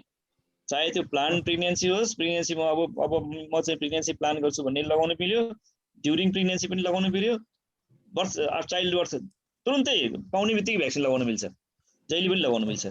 Because this is a safe vaccine. Pregnancy, child birth यसमा चाहिँ कुनै पनि यसले असर हुँदैन। त्यस कारणले जति बेला भेट्यो त्यति बेला लगाउनु मिल्छ, त्यसको कुनै टाइम ड्युरेसन छैन, यति बेला लगाउने भन्ने छैन। अनि हाम्रो अरू यहाँ चाहिँ नि अब चाहिँ राम्रो नै भन्नुभएको छ। हाम्रो मिराजीले पनि very nice presentation, clear about vaccine and breast feeding भनेर लेख्नु भएको छ। अरूको चाहिँ नि यहाँ प्रश्नहरू त चाहिँ नि what kind of exercise on pregnancy can be suggest to help. Diwakar पौडेलजीले चाहिँ नि दिवाकर पौडेलजीले एउटा प्रश्न राख्नु भएको छ। लेकाली सरले हात उठाउनु भएको छ सर। कसले? लेकाली, हिम्मत लेकालीले एउटा एक्सरसाइज। ल दिवाकर पौडेल आफैले चाहिँ नि सो प्रश्न राख्नुहुन्छ। ल नमस्कार doctor, thank you very much. एकदम राम्रो प्रस्तुतिको लागि है। मेरो चाहिँ दुईवटा प्रश्न थियो। यो एउटा हो, एउटा एक्सरसाइज सम्बन्धी हैन, किन इम्युनिटी बढ्छ भनेपछि कस्तो किसिमको एक्सरसाइज सजेस्ट गर्ने भन्ने एउटा। अहिले चाहिँ अर्को एउटा समस्या परेको के भने नेपालमा अहिले चाहिँ 1 वर्ष 2 वर्ष 1.5 वर्षका बच्चा हुनेका आमा धेरै छन् है। अब आमालाई के गरी बिरामी भयो भने त बिचरा बच्चा चाहिँ आमालाई छाड्दैन। एउटा केसहरू अब्जर्भ भएको छ है। छाड्न नसकिने अवस्था भएको हुनाले त्यो मास्कले मात्रै अलि हुँदैन कि अब अथवा अरू एक्स्ट्रा प्रिकसन, अब किन अलग सुत्न मान्दैनौ, आमाको दुध चाहिन्छ, पुरेर बस्छ, रोइरहन्छ, कराउँछ, हकानिन्छ होइन, त्यो बच्चालाई कसरी म्यानेज गर्ने होला भन्ने एउटा चाहिँ सजेसन सुन्न पाएदेखि सायद नेपालका धेरै आमाहरूलाई काम लाग्थ्यो कि भन्नु। ठिक छ, एउटा एक्सरसाइजको कुरा गर्छु म सर, धन्यवाद। अब एक्सरसाइज कस्तो छ भने नर्मल प्रेग्नेन्सी पनि, यदि कोभिड नभएको प्रेग्नेन्सी पनि नर्मल प्रेग्नेन्टले पनि एक्सरसाइज गर्न जरुरी हुन्छ। बिहान जुरुक उठेपछि हल्का एक्सरसाइज, लाइट एक्सरसाइज, मस्कुलर एक्सरसाइजहरू गर्ने। त्यसपछि अनि ब्रिदिङ एक्सरसाइज, सबभन्दा इम्पोर्टेन्ट चाहिँ ब्रिदिङ एक्सरसाइज, जस्तो हामी अनुलोम विलोम भन्छौँ होइन, यस्ता खालको एक्सरसाइजहरू, ब्रिदिङ एक्सरसाइज, लामो लामो सास तान्ने एक्सरसाइजहरू चाहिँ गर्न जरुरी हुन्छ। त्यसले चाहिँ एउटा रेस्पिरेटरी हेल्थलाई पनि फाइदा गर्छ, अर्को ब्लड सर्कुलेसनलाई फाइदा गर्छ, अर्को वाकिङ, सर्ट ब्रिस्क वाकिङ, धेरै नहिँड्ने। तर अब एडभान्स प्रेग्नेन्सी एकदम ठुलो पेट भइसकेपछि बढी हिँड्न जरुरी छैन, तर सुरुमा त हिँड्न सकिन्छ नि। 5-6 महिनासम्म त त्यति गाह्रो भइसक्यो भने त्यस्तो बेलामा चाहिँ 15 मिनट जति बिहान अथवा 15 मिनट बेलुका इभिनिङ वाक, मर्निङ वाक गर्ने, अर्को चाहिँ बसेर ब्रिदिङ एक्सरसाइज गर्ने, अनुलोम विलोम गर्ने, यस्ता खालको एक्सरसाइजहरू, हल्का मस्कुलर एक्सरसाइजहरू गर्नुपर्छ, गर्न जरुरी छ। हेभी एक्सरसाइज गर्नु हुँदैन। अर्को पेट दुखेको बेलामा एक्सरसाइज कहिले पनि गर्नु, जब पेन हुन्छ, पेनको बेलामा चाहिँ नो एक्सरसाइज एट अल, त्यस्तो बेला चाहिँ बेडमै सुत्नुपर्छ। र बाँकी चाहिँ नर्मल ब्रिदिङ एक्सरसाइजहरू गर्न सकिन्छ। अर्को चाहिँ नि अरू के भन्नु सरले? दोस्रो चाहिँ नि protection to the other babies होइन। अब कस्तो छ भने यो चाहिँ रेस्पिरेटरी रुटबाटै सर्ने भएको हुनाले असाध्यै गाह्रो छ प्रोटेक्सन गर्नलाई। सँगै बस्ने फ्यामिलीलाई। त्यस कारण लकडाउन गर्नुपर्ने कारण पनि यही हो, कुनै पनि उपायले रोक्न सक्दैन। अब मान्छे हामी किन आज घरमा छौँ भन्दाखेरि चेन ब्रेक गर्ने हो, एउटाबाट अर्कोमा चाहिँ नसरोस् भन्ने हो। त्यस कारणले यो बहुत गाह्रो कुरा छ। अब फ्यामिलीमा त असाध्यै गाह्रो हुन्छ, हामीले देखिरहेछौँ सुनिरहेछौँ। परिवारको एकजनालाई चाहिँ भयो भने पुरै परिवारलाई हुन्छ, किनभने त्यहाँ साध्यै हुँदैन, न सोसियल डिस्टेन्स घरभित्र, न चाहिँ मास्क युज हुन्छ आफ्नो घरभित्र। म पनि युज गर्दिनँ, म चाहिँ हस्पिटल दिनभरि हस्पिटल काम गरेर आउँछु, म आफ्नो परिवारलाई जोगाउनै सक्दिनँ मैले पनि, किनभने यो बानी नै छैन हाम्रो। हामी सेपरेट बस्नै सक्दैनौँ, मास्क लगाउँदैनौँ घरभित्र। त्यस कारणले भ्याक्सिनेसन चाहिँ सबैले कम्प्लिट गरेको छैन, परिवारको एकजना दुईजनाले भ्याक्सिन लगायो होला, सबैले त लगाएको छैन। त्यस्तो अवस्थामा चाहिँ प्रिकसन नै लिनुपर्छ। जसलाई शङ्का लाग्छ, म चाहिँ एक्सपोजर गएको मलाई शङ्का लाग्छ, म तुरन्त आइसोलेट गरिहाल्नुपर्छ। एउटा छुट्टै कोठामा बस्ने, छुट्टै खाने, 14 दिन चाहिँ चुप लाएर बस्ने, 10 दिनभन्दा बढी बस्नु पर्दैन। 9 दिन हुन्छ आजकल त, 9 दिनपछि चाहिँ नि भाइरस नेगेटिभ हुन्छ, त्यस कारण इन्फेक्टिभिटी हुँदैन। 9 दिन 10 दिनपछि काममा जान मिल्छ। पहिला चाहिँ 14 दिन 21 दिन 14 दिन हुन्थ्यो, अहिले चाहिँ नि 10 दिनपछि चाहिँ काममा जान सकिन्छ, किनभने भाइरस नेगेटिभ हुन्छ, सर्ने चान्सेस हुँदैन। त्यो बेलासम्म चाहिँ नि आइसोलेसन नै हो र मास्क युज नै हो सर। त्योभन्दा अरू केही उपाय छैन। सेपरेटै गर्नुपर्छ, अर्को मान्छेले केयरटेकरै राख्नुपर्छ, अथवा आफ्नो मान्छे छ भने आफ्नो मान्छेलाई हेरेर पठाउनुपर्छ। 10 दिन चाहिँ चुप लाएर एक ठाउँमा त्यो बच्चालाई चाहिँ अर्कै ठाउँमा राखिदिनु पर्ने हुन्छ, नभए साध्यै हुने। एक ठाउँमा बसेर सँगै सुतेर त भाइरस ट्रान्समिसन हुन्छ, त्यसमा 100% त्यो जोगाउनै सक्दैन। त्यस कारण सँगै राख्नै हुँदैन, केयरटेकरले हेर्नुपर्ने हुन्छ 10 दिन चाहिँ। अरू केही उपाय छैन त्यसको, डाइरेक्ट रेस्पिरेटरी रुटबाट आउने हुनाले अरू केही सम्भवै छैन। त्यस कारण त्यति धेरै भइरहेछ, यो रेस्पिरेटरी रुटबाटै हुने हुनाले। हामी एकजनाले भने पुरा परिवारलाई हुन्छ, अनि परिवारलाई भने अर्को परिवार सँगैको परिवारलाई छिमेकीलाई हुन्छ। चेन ब्रेक गर्नु परेको कारणै यही हो, अरू केही छ? हाम्रो के अयर सरको प्रश्न हो? हजुर डाक्टर साहब नमस्कार। नमस्कार हजुर। धेरै राम्रो प्रस्तुतिको लागि धेरै धेरै धन्यवाद डाक्टर साहब। धन्यवाद सर। डाक्टर साहब मेरो एउटा प्रश्न चाहिँ भएको बेलामा चाहिँ उसको यो प्रेसर अलिकति बढी भयो, अनि त्यहाँ सुगर पनि थियो, अनि गएर चाहिँ त्यो भ्याक्सिन लगाउनु भनेर गयो। अनि डाक्टरले चाहिँ के भन्यो भने तपाईँको चाहिँ प्रेसर पनि छ, अनि तपाईँसँग चाहिँ सुगर पनि छ, यो अवस्थामा तपाईँले भ्याक्सिन लगाउनु भयो भने चाहिँ यो चाहिँ अलिकति रिस्की हुनसक्छ, पछि गएर चाहिँ तपाईँलाई चाहिँ यो के अरे प्यारालाइसिस हुने सम्भावना हुन्छ, त्यसकारण नलगाउनुहोस् भनेर फिर्ता पठायो। अब अहिले फेरि डाक्टर साहबले जुनसुकै अवस्थामा पनि लगाउनु पर्छ भन्यो, अर्को डाक्टर साहबले त्यसो भन्नुभयो। अब के हो यो दुईटाको कम्बिनेसन? एउटा कुरा के छ भने भ्याक्सिन यो सुगर र प्रेसर भएको मेल मात्र फिमेल मात्र हैन, मेलले पनि लगाउनु हुन्छ कि हुँदैन? मलाई पनि फिर्ता पठायो डाक्टर साहबले, तपाईँ नलगाउनुहोस्, तपाईँको चाहिँ सुगर पनि हाई छ अनि प्रेसर पनि हाई रहेछ, सुगर प्रेसर दुईटै हाई भएको बेलामा चाहिँ यस्तो लगायो भने तपाईँको चाहिँ यो के अरे प्यारालाइज हुने चाहिँ सम्भावना बढी हुन्छ, नलगाउनुहोस् भनेर फिर्ता पठायो। त्यो भइसकेपछि म फर्केर आएर चाहिँ कोठाभित्र यो घरबाट कम्पाउन्डबाट बाहिर निस्केको छैन, बसेकै छु। अब अहिले डाक्टरले भन्नुहुन्छ त्यो चाहिँ के भन्छ लगाउँदाखेरि बेस्ट हुन्छ भन्नुभयो। त्यही गर्दाखेरि अब मेरो जस्तै समस्या अरूको पनि होला। म त अहिले भर्खरै उहाँले भनेको अनुसार ठिक छ म भनेर कोठाभित्र बसिरहेको थिएँ। अब तपाईँले अहिले भन्नुभयो कि डाक्टरले यो चाहिँ लगाउनु पर्छ, लगाउँदा चाहिँ प्रिकसनको हुन्छ, यो राम्रो हुन्छ भन्नुभयो।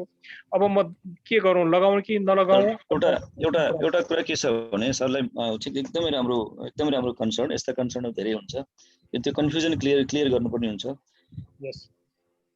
यदि सिभियर हाइपरटेन्सन छ, अनकन्ट्रोल हाइपरटेन्सन छ हैन, जसले औषधि खाएको छैन, अनकन्ट्रोल हाइपरटेन्सन छ, अनकन्ट्रोल डायबिटिज छ, जसले औषधि खाएको छैन हैन, अथवा अरू कुनै त्यस्ता चाहिँ एलर्जी कन्डिसनहरू छ भने नलगाउन राम्रो हुन्छ। तर जसले औषधि खाइरहेछ, जसको हाइपरटेन्सन कन्ट्रोलमा छ, जसको डायबिटिज कन्ट्रोलमा छ, अनलेस सिभियर, अब यसमा चाहिँ कस्तो नि भ्याक्सिनलाई टेस्ट गर्ने चलन हुने, जस्तो हामी पहिला चाहिँ के थियो भने एउटा पेनिसिलिन सुईहरू लगाउँथ्यौँ नि, टेस्ट गर्थ्यौँ नि, स्किन टेस्ट गरेर लगाउँथ्यौँ नि, हाइली एलर्जिक भएको हुनाले त्यो सिस्टम छैन। तर रेयरली एलर्जिक हुन चाहिँ सक्छ, नसक्ने होइन।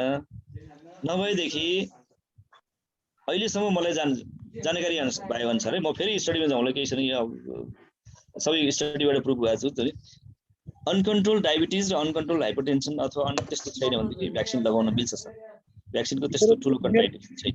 डाक्टर मेरो चाहिँ सुगर पनि हाई छ अनि प्रेसर पनि हाई छ, अनि त्यसपछि मैले खाइराख्नु भएको छ नि, औषधि खाइरहेको छु, इन्सुलिन लगाइरहेको छु। ठिक छ, लगाउन मिल्छ। लगाउन मिल्छ डाक्टर साहब? कन्ट्रोलमा छ भने त्यो अनकन्ट्रोललाई मात्रै हो।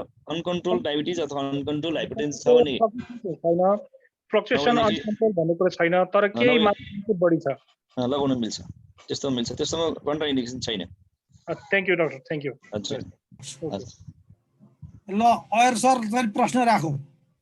हजुर सबैलाई नमस्कार है। म नेपालबाट सिद्धराज पनेरू भन्ने मान्छे हो। डाक्टर साहबलाई पनि नमस्कार। म कोभिडको पेसेन्टै हो सर। अहिले 9 गते रिपोर्ट दिएको, 10 गते पोजिटिभ आयो। 10 गते पोजिटिभ आएपछि आज चाहिँ नि धेरै दिन भइसक्यो, अनि 3 हप्तै भइसक्यो। हजुर त्यसपछि चाहिँ 15 गते 15 तारिकदेखि मैले एउटा त्यो के 6-7 किसिमका औषधिहरू थिए, एमोक्सिलिनदेखि लिएर सबै औषधिहरू सबै कुरा भिटामिन डी त्यो 7 किसिमको त्यहीँबाट खिचेर ल्याएको थिएँ सर। त्यो सबै त्यहाँबाट त्यो लिस्ट, अनि त्यो सबै औषधि खाए 10 दिनसम्म होइन। त्यो डिस्प्रुभ भइसक्यो सर। अब अहिले चाहिँ नि यो जिङ्क खाएर, भिटामिन डी खाएर, भिटामिन सी खाएर खासै जरुरी छैन भन्छ। त्यही त। अनि अक्सिजन लेभल पनि अक्सिमिटर पनि राखेका थिएँ, 98 जति थियो। अनि त्यो ज्वरो नाप्ने त्यो पनि राखेका थिएँ, बिहानतिर 97 जति हुन्थ्यो, साँझतिर 98 जति हुन्थ्यो। अब अस्ति मैले अझ त्यो के अरे मनले मान्यान र अझ गए, अझ पोजिटिभै देखायो। के फरक पर्दैन सर भन्ने कुरा? त्यो पोजिटिभ देखाएर केही फरक पर्दैन, किनभने भाइरस चाहिँ भाइरसको एक्टिभेसन चाहिँ नि अहिले के प्रुभ भएको छ भने तपाईँको पोजिटिभ आएको 9 दिनसम्म चाहिँ रहन्छ। त्यसपछि इन्फेक्सन तपाईँ बकाइदा पहिला चाहिँ नि के थियो, 14 दिनपछि मात्रै निस्किनु मिल्थ्यो, बाहिर मिल्छ भन्ने थियो, अथवा 21 दिन भन्ने थियो होइन। अहिले चाहिँ नि हेल्थ वर्करलाई जस्तो म जस्तो मान्छे जो चाहिँ काममा नगइदिन, म 10 दिनमा काम गर्न फर्किनु निस्किन्छ यदि मलाई कम्प्लिकेसन भएन भनेदेखि होइन। अरू जेनरल पपुलेसन त 14 दिन बस्नु भन्छ, ठिकै छ। 14 दिन बस्यो भने उसको हेल्थ पनि अलिकति कमजोर भइरहेको हुन्छ, 14 दिनपछि अलिकति सही हुन्छ, बाहिर निस्किनु मिल्छ। अब पोजिटिभ चाहिँ 3 महिनासम्म पनि आउन सक्छ। के हुँदो रहेछ भने त्यो भाइरस चाहिँ जुन ब्रेकडाउन भएको भाइरस चाहिँ नि त्यसले क्रस रियाक्सन गर्दो रहेछ र अनि पिसिआर भनेर त डाइरेक्ट भाइरस हेर्ने होइन होइन, त्यसको मेटेरियल टेस्ट गर्ने हो। त्यो मेटेरियल त रहिरहन्छ, त्यस कारणले केही पनि फरक पर्दैन पोजिटिभ आएर। त्यसको कुनै सिग्निफिकेन्स नै छैन। 9 दिनपछि भाइरस नेगेटिभ हुन्छ, त्यसको ब्रेकडाउन मेटेरियल जुन गर्छ त्यो आरएनए मेटेरियलहरू ब्रेकडाउन भएको मेटेरियल चाहिँ त्यो ब्लडमा हुँदो रहेछ, त्यो उसमा हुँदो रहेछ स्वाबमा। त्यसपछि त्यस स्वाबमा आउँछ, पोजिटिभ आउँछ, पिसिआर जस्तो देखाउँछ, तर केही पनि होइन, त्यसको केही सिग्निफिकेन्स छैन। ओके, अब त्यसपछि हाम्रो हात उठाउनु भएको छ सिद्धराज पनेरूज्यूले चाहिँ नि, सिद्धराज पनेरूज्यूले हात उठाउ, त्यसपछि गुप्तबहादुर सरलाई चाहिँ नि म सिद्धराज पनेरूज्यूको भयो भर्खरै एन्सर गरेँ मैले। ए ओके, उहाँको भइसक्यो। ल गुप्तबहादुर सरको। डाक्टर साहब नमस्कार। नमस्कार हजुर, नमस्कार नमस्कार। मैले मेरो पर्सनल कुराहरू राख्न थालेँ। एउटा मैले 2टा कुरा सोचेँ। एउटा कुरा त म चाहिँ पल्पिटेसनको चाहिँ बिरामी हो भनेको, मुटुको चाल चाहिँ उड्ने, त्यसको लागि मैले वारफेरिन 3 mg डेली खान्छु। अनि हस्पिटलमा गएको तपाईँ जस्तो पेसेन्टलाई चाहिँ अहिलेको यो के अरे भ्याक्सिन चाहिँ दिने अलाउ गरिएको छैन, यो चाहिँ दिन मिल्दैन भन्नुभयो। यो चाहिँ कस्तो हो? यो यही नै हो कि अथवा यो पल्पिटेसन छ तर इकोकार्डियोग्राफी गर्नुभयो सरले? त्यो गरिरहेको थियो रेगुलर। हजुर, इको नर्मल छ? इको चाहिँ नर्मल छ। इको नर्मल छ भने पल्पिटेसन भने कस्तो भने, पल्पिटेसन भने कस्तो भने हार्टको आफ्नै रोग नभएर अरू चिजबाट त्यो सञ्चालित हुन्छ। त्यसमा चाहिँ केही समस्या भयो, अब न्युरोजेनिक हुन्छ, धेरै जस्तो चाहिँ नर्भस ब्रेकडाउन न्युरोजेनिक हुने हुनाले हार्टलाई चाहिँ त्यसको एक्टिभिटी अलिकति बढाइदिने हो। त्यो कुनै आफैमा ठुलो रोग होइन होइन। अर्को चाहिँ नि के छ भने भ्याक्सिन चाहिँ सुरुमा जब सुरु हो धेरै स्टडी भइसकेको थिएन, यस्ता डायबिटिज हाइपरटेन्सन नलगाएर रोगी मान्छेलाई नलगाएको राम्रो भन्ने थियो, तर आजकल चाहिँ त्यो छैन। तर आजकल लगाउन मिल्छ, बकाइदा लगाउनु मिल्छ। पल्पिटेसनलाई कुनै पनि किसिमको कन्ट्राइन्डिकेसन छैन। अहिले चाहिँ एक्सक्लुड गर्नै खोज्छ नि, किनभने भ्याक्सिन सबैलाई पुग्दैन, भ्याक्सिन नपुगेपछि अब किन लगाउने भन्ने हुन्छ। इम्प्रोपर भ्याक्सिन पुरा नभएर त्यो सब गरेर पछि भ्याक्सिन पुरा भएपछि बकाइदा लगाउनु मिल्छ। म अहिले एउटा मेरो भाइसको प्रब्लम चाहिँ म डाक्टर साहब कहाँ राख्न खोजेँ। भाइ चाहिँ मेरो भाइ चाहिँ गाउँमा चाहिँ चाइनामा छ। 17 गते एउटा इन्फेक्टेड मान्छेसँग सम्पर्कमा आएको र 21 गतेबाट उसले चाहिँ आफूलाई अलग राखेको। अनि अरू सबै मान्छेलाई चाहिँ पोजिटिभ आयो, तर के अरे पिसिआर गर्दा भाइको चाहिँ नेगेटिभ छ। तर अरू सबै सिम्टम्सहरू ज्वरो आउने खोकी लाग्ने यी सबै कुरा चाहिँ सिम्टम्स चाहिँ अब त्यही कोभिडकै देखिरहेको छ ऊ र 21 गतेबाट चाहिँ आइसोलेटेड छ र अब खोकी छ अहिलेसम्म पनि ज्वरो चाहिँ अब हिजोसम्म चाहिँ अब सिटामोल खाँदा पनि 99 को हाराहारीमा ज्वरो थियो अब कन्ट्रोल छ भन्ने भएको थियो आज अलिकति ज्वरो बढेर 101 सम्म पुगेको छ भनेछ तर आज उसले के गरेछ भने मासुको झोल खाइदिएछ बट्टाई चराको मासुको झोल खाए हुन्छ भनेर त खाएछ त्यसले गर्दा ज्वरो बढेछ अनि खोकीको लागि चाहिँ उसले खाइरहेको औषधि चाहिँ त्यो टस्ट डी र अनि अर्को यो मोकास्ट अनि इभास्ट भन्ने चाहिँ दबाई खाएको एन्टी एलर्जिक अनि अरू दबाईमा चाहिँ यो एम्सोलोम र इसोजोल त यो उसको भयो अर्को त्यो आइभरमेक्टिन भन्ने चाहिँ यो दबाई खाएको र आजकल चाहिँ ठिकै सर अब कस्तो छ भने नेगेटिभ आउँदैमा कोभिड होइन भन्न पनि सकिन्न किनभने पिसिआर 70% मात्रै पोजिटिभ हुन्छ सबै 100% हुँदैन है अर्को कुरा चाहिँ धेरै दिन भइसक्यो हुन्छ जस्तो अब किन नेगेटिभ आउँछ एक त भाइरस 9 दिनपछि चाहिँ टेस्ट गर्यो भने भाइरस एन्ट्री गरेको 9 दिनपछि भयो भने नेगेटिभ आइसकेको हुन्छ अथवा पिसिआरले कभर नगरेको पिसिआर 70% मात्रै आउँछ डाइरेक्ट भाइरस हेर्ने होइन भाइरस मेटेरियल हेर्ने हो कहिलेकाहीँ नदेखिन सक्छ टेस्टमा 100% हुँदैन यदि सिम्प्टोमेटिक छ र एक्सपोजरको हिस्ट्री छ भने कोभिड नै हो भनेर चाहिँ ट्रिट गर्ने अथवा कोभिड नभएर कहिलेकाहीँ सेकेन्डरी इन्फेक्सन अरू इन्फेक्सन हुनसक्छ नि त होइन सिजनल इन्फेक्सन हुनसक्छ नि त त्यस कारण एकचोटि डाक्टरलाई चाहिँ चेक गराउनु पर्छ छातीको एक्सरे गराउनु पर्छ निमोनिया पो हो कि होइन सिजनल अरू भाइरल हुनसक्छ त्यसबाट सेकेन्डरी ब्याक्टेरियल इन्फेक्सन पनि हुनसक्छ कोभिड नै हुन्छ भने त्यस कारण दुईटै पोसिबिलिटी हुन्छ र एकचोटि डाक्टरलाई चेक गराउनु पर्ने हुन्छ हस् थ्याङ्क यू त्यही त लामो समय भइसक्यो बार हो अरू इन्फेक्सन हुनसक्छ हस् अब धन्यवाद गुप्ता सरलाई अब हाम्रो उषा अधिकारी म्याडमलाई चाहिँ पनि हात उठाउनु भएको छ आयर सर छुट्नुभयो को आयर सर छुट्नुभयो आयर सरको भएको छैन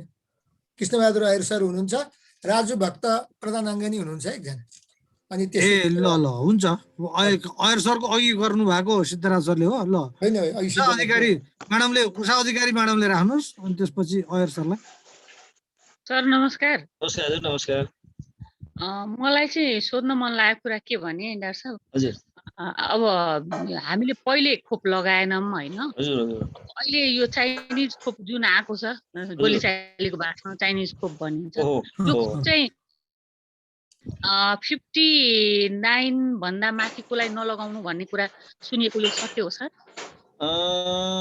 त्यो विषयमा मैले पनि भन्न सकिनँ किनभने भ्याक्सिनको एज ग्रुप चाहिँ नि अब 18 वर्षभन्दा माथि सबैले लगाउने भन्ने हो पहिला चाहिँ नि होइन अब चाइनिज भ्याक्सिनको स्पेसल केही छ भने मलाई थाहा भएन किनभने कहिलेकाहीँ के हुन्छ नि भ्याक्सिन प्रोडक्सन गर्नेले अलिकति स्पेसल पनि बनाएको हुनसक्छ केही त्यस्तो राखेर नभए त्यस्तो चाहिँ नहुनु पर्ने हो किनभने भ्याक्सिन भनेको सबै एज ग्रुपमा दिने मिल्छ पहिलो लटमा जुन भ्याक्सिन आयो त्यो चाहिँ 18 सबभन्दा पहिला के भने रोग सबैलाई लाग्दैन भन्ने थियो पहिला बच्चालाई रोग लाग्दैन भन्ने थियो नि त पहिला त होइन बच्चालाई रोग लाग्दैन त्यसकारण भ्याक्सिन जरुरी थिएन भन्ने थियो तर अहिले चाहिँ जुन नयाँ भाइरस चाहिँ म्युटेसन भएर आइरहेछ अब नेक्स्ट आउने जेनेरेसन चाहिँ बच्चालाई बढी इफेक्ट हुन्छ भन्छ बच्चाले पनि भ्याक्सिन लाउनु नभए 18 वर्षभन्दा माथि मात्रै भ्याक्सिन लाउने भन्ने थियो सायद त्यस्तै केही हिसाबले चाहिँ गरेको हुनसक्छ नभए त्यो एज ग्रुप त्यसरी छुट्याउनु पनि जरुरी छैन भ्याक्सिन नलाउने भन्ने त्यस्तो हुँदैन अब मेरो घरमा चाहिँ 77 इयर र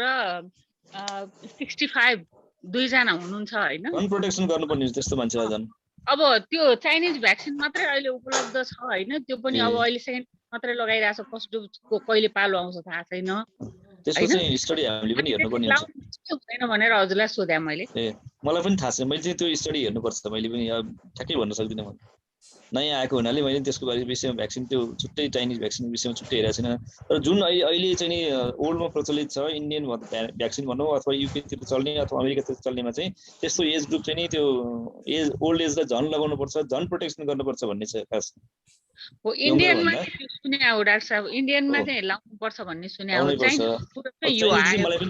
मलाई पनि त्यो स्टडी मैले एकचोटि स्टडी हेर्नुपर्छ मलाई ठ्याक्कै थाहा हजुर सर हजुर ओके हस् आयर सर ल राख्नुस् अनि राजुजी गर्नु होला है धन्यवाद डाक्टर साहबलाई धेरै नमस्कार एकदम नमस्कार हजुर नमस्कार लागि मैले चाहिँ सानो मेरो एक दुईटा जिज्ञासा हो एउटा यो अब हाम्रो अहिलेसम्म हाम्रो देशमा यो गर्भवती महिलाहरू संक्रमित हुनुभयो कि भएन के छ उहाँहरूको स्थिति कस्तो छ डाक्टर साहबको जानकारीमा एउटा थियो।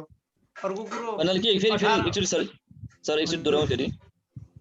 यो गर्भवती महिलाहरू संक्रमित हुनुभएको छ कि छैन यो कोभिड-19बाट, अनि र उहाँहरू चाहिँ कुन अवस्थामा अब रिकभर हुनुभयो कि भएन यो कुरो पनि सरलाई जानकारी होला। अर्को कुरो सरले 18 वर्षभन्दा मुनिकोलाई यो भ्याक्सिन चाहिँ लगाउन मिल्दैन अहिले भन्ने कुरो गर्नुभयो, तर यो अमेरिका क्यानाडातिर त 12 वर्षभन्दा माथिकोलाई पनि लाउने भन्ने कुरो समाचारमा सुन्न आइरहेको छ। यो कुरो के हो? यति मैले ठिक छ। यो भ्याक्सिनको विषयमा सर के छ भने पहिलो लटमा चाहिँ त्यो थियो, पहिलो लटमा चाहिँ 18 वर्षभन्दा माथिकोलाई मात्रै लगाउने भन्ने थियो। तर अहिले आएर चाहिँ के हो भने बच्चालाई पनि इन्फेक्सन हुन थालेपछि बच्चाले अब यो सबै नयाँ कुरा नयाँ स्टेट त हो नि, बच्चा पनि इन्फेक्टेड हुनु पहिला चाहिँ बच्चा इन्फेक्टेड हुँदैन थियो, भए पनि सामान्य चाहिँ लक्षणविहीन भन्थ्यो अथवा सामान्य रुगाखोकी जस्तो गरेर जान्थ्यो। कहीँ पनि त्यस्तो रेकर्ड संसारमै चाहिँ नि बच्चा मरेको एउटा पनि रेकर्ड थिएन। त्यस कारणले भ्याक्सिन जरुरी छैन, यो आफै इम्युनिटी हुन्छ, किन भाइरस आउँछ त्यसैले इम्युनिटी गराउँछ भन्ने चाहिँ थियो। तर अहिले चाहिँ नि आएर बच्चा पनि बढी इन्फेक्टेड हुने, त्यो मोर्टालिटी पनि देखिन थाले भएर अब बच्चालाई पनि लगाउनु पर्छ भन्ने आइसकेको छ फेरि अहिले नयाँ स्टडीमा। पहिलो लटमा चाहिँ 18 वर्ष माथि थियो, अहिले अब चाहिँ लगाउनु पर्छ भ्याक्सिन, किन भ्याक्सिन डेभलप गरिसकेको छैन बच्चालाई लगाउने, अब डेभलप गर्दैछ फेरि त्यो। अर्को चाहिँ नि गर्भवतीहरूलाई चाहिँ छ इन्फेक्टेड भएको छ, जस्तो मेरै एक्सपिरियन्स पनि मैले नर्मल डेलिभरी पनि गराएको छु, कोभिड लागेको मैले सिजेरियन सेक्सन पनि 4-5 दिन अगाडि मात्रै सिजेरियन सेक्सन गरेँ मैले, कोभिड लागेको त्यस्तो माइल्ड सिम्पटम, त्यस्तो विधि अब सिरियस सबैलाई बनाउँदैन, किनभने केही पर्सेन्टेजलाई मात्रै सिरियस बनाउने हो। मैले देखेकोमा त्यस्तो सिरियसनेस खासै थिएन, सामान्य सिम्टम थियो, टेस्ट गऱ्यौँ पोजिटिभ आयो। अब हामीले त गर्नैपर्छ, डेलिभरी त जसरी पनि गराउनै पर्छ, त्यो टाइमभन्दा बढी जान पनि मिल्दैन, किनभने बच्चालाई पनि रिस्क हुन्छ। रिस्क लिएर पनि हामीले गऱ्यौँ, खासै समस्या भएन, अहिलेसम्म गरेको त्यस्तो समस्या भएन। छ कोभिड चाहिँ इन्फेक्टेड छ, किनभने अब एउटै समाजमा बस्नु त हुने सबैजना होइन, हामी प्रोटेक्सन गर्नै सक्दैनौँ, छुट्टै गर्न सक्दैनौँ। तैपनि गर्भवतीहरूलाई चाहिँ अलिकति समाजमा भेटघाट यताउति गर्ने, बाहिर जाने मान्छेले चाहिँ सकभर नजिकै सधैँ नबस्ने, वर्षक अब गर्भवती नै छ भने मास्क चाहिँ प्रयोग गर्ने अथवा सेपरेट कोठामा राख्ने, सेपरेट गर्ने चाहिँ पर्छ, त्यो जोगाउनु चाहिँ पर्छ। हाम्रो आयुषले सोध्नु भएको जस्तै अब यो प्रेग्नेन्ट महिलाले चाहिँ नि इन्जेक्सन लाउन मिल्छ कि मिल्दैन, अनि अर्को एउटा चाहिँ पोजिटिभ आइसकेको मान्छेलाई चाहिँ 4 हप्ता नभइकन लाउनु हुन्न भन्ने छ, त्यो अहिले त्यो के हो त्यो बारेमा? यस्तो छ, त्यो चाहिँ कस्तो भने प्रेग्नेन्टको त हिसाबमा लगाउनै पर्ने भयो, किनभने प्रेग्नेन्ट झन् लगाउनु पर्ने भन्ने छ होइन। पहिला चाहिँ सुरुमा चाहिँ प्रेग्नेन्सीलाई चाहिँ नि त्यति राम्रो स्टडी भइसकेको थिएन, नलगाउने कि के हुन्छ बच्चालाई पनि असर हुन्छ कि भन्ने थियो।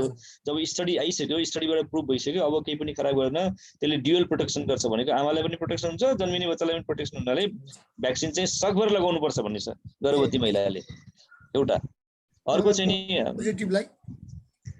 अर्को पोजिटिभ, जस्तो अब एउटा मान्छे चाहिँ नि इन्फेक्टेड भइसक्यो, त्यो बेला कोभिड पोजिटिभ भइसक्यो भने त्यसको चाहिँ 3 देखि 6 महिनासम्म इम्युनिटी बस्छ भन्छ, किन आफै इम्युनिटी आउँछ, भ्याक्सिन लगाए जस्तै गरेर इम्युनिटी आउँछ। र त्यो लङ लास्टिङ हुँदैन, त्यो फेरि त्यो बिस्तारै झरेर जान्छ इम्युनिटी, त्यो चाहिँ बडीमा 3 महिनासम्म बस्छ भन्छ।